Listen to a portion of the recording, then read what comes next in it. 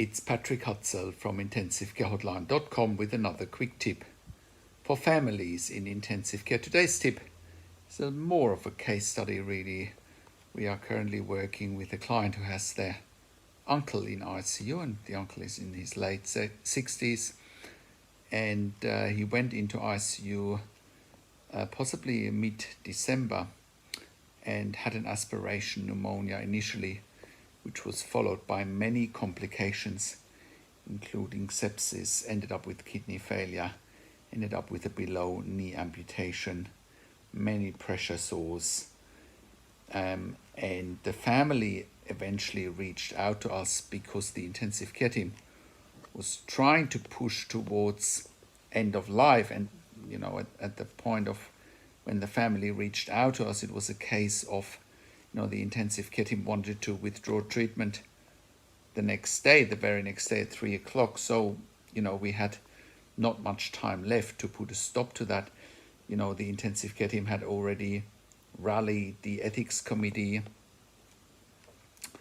and, they were basically saying, well, the ethics committee decided that it's quote unquote in the best interest for this particular patient to die. And obviously the family was shocked by that statement and reached out to us, and we could help them by educating them on their rights, but also educating them on the clinical side of things. After we've spoken to the doctors, we could find out, that there was no need to withdraw treatment, and that this gentleman deserves every opportunity to live and deserves the right to live, Anyway, where am I going with this? The family is still furious to this day that, the hospital was treating them so badly, and, that the hospital, what they perceived was devious by literally trying to kill their uncle. What happened in the meantime, they were also denying him a tracheostomy to begin with. They said, well, he should have a one-way extubation. Whereas we said, well, why can't he have a tracheostomy? And then the hospital said, well, if they did a tracheostomy, they can only do a tracheostomy and a PEG tube. It wouldn't be a tracheostomy only, because we said, well, PEG tube is not really necessary. This client is in the US, by the way. PEG tube is not really necessary because a tracheostomy and a nasogastric tube will just do fine to do the ventilation side of things as well as the nutrition side of things. So in any case, the family felt very much bullied by the hospital to agree to end life support for their uncle, and he would have died if they had given in.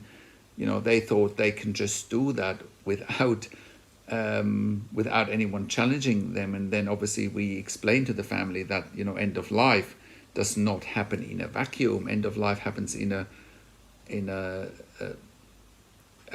with laws, policies, procedures. You can't just take someone off life support against their wishes or against the medical power of attorney's wishes.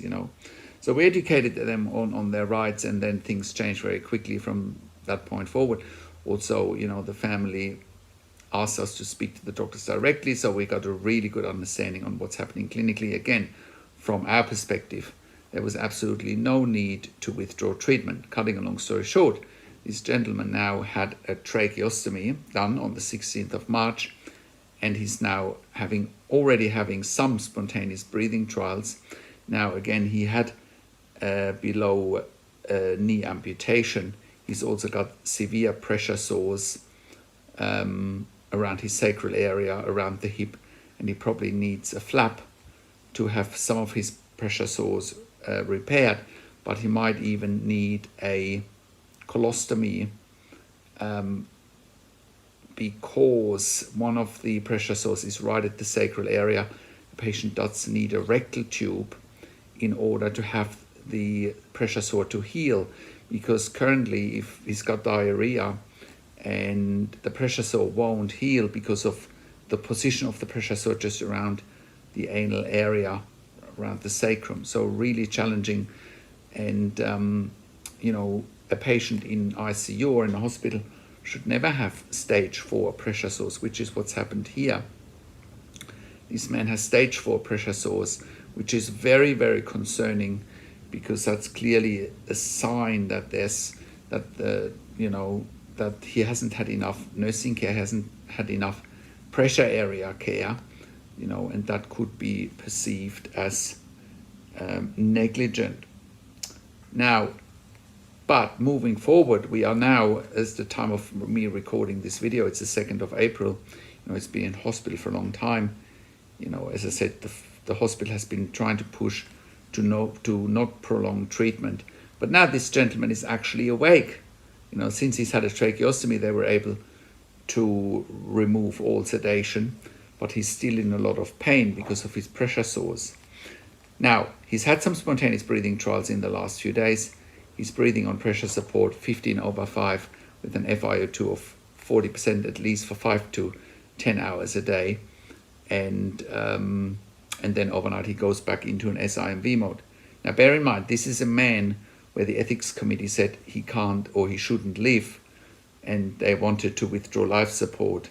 Well, the family is forever grateful they could find us and could get some advice from us, how to turn this situation around, because now that the gentleman is awake, he's also made very clear that he wants to live and that he wants everything to be done. His brain is intact. And, I was surprised to begin with why this gentleman couldn't be woken up and he could be asked himself what he would want. Now, coming back to the pressure sores, especially around the sacral/anal area, that is a real concern, because if a colostomy is the only way to keep the sacral area clean, and then have the flap done, which is a surgical repair, and then have it heal there, that is a real risk. A colostomy is not a straightforward operation from my experience, and it requires the bowels be attached more or less to the abdominal wall so that fecal matter can come out of the bowels, into a bag, again, to keep the sacral area and the rectum clean. So it's certainly complicating matters here, but again, why does this man have pressure sores to begin with? Did he not get enough pressure area care? Not enough nursing care. So coming back to our client as well, they're still in shock and in disbelief that they've been treated so badly by the hospital and that their uncle is now improving. Now, here is another quick thing about this gentleman having a tracheostomy on the 16th of March. The ICU was adamant that a tracheostomy would not be done without doing a PEG tube simultaneously. Now, we see that again in the US regularly, because once a patient in the US has a tracheostomy and a PEG tube, they can send them to LTAC, and we are strongly opposed to LTAC. LTACs are the better version of a nursing home. If that, patients go from ICU to LTAC and they're very vulnerable, and they end up, again, like I said, it's a better version of a nursing home, no more than that. We strictly oppose that.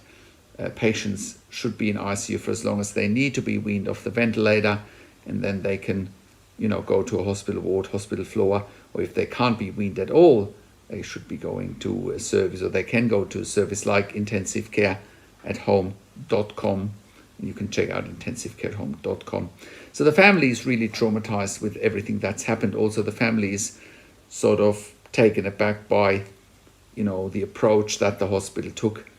And, I said to them that not to take things personal, and also that unfortunately this is what we deal with, quite frequently here at intensivecarehotline.com, where hospitals, especially intensive care units, are not doing the right things.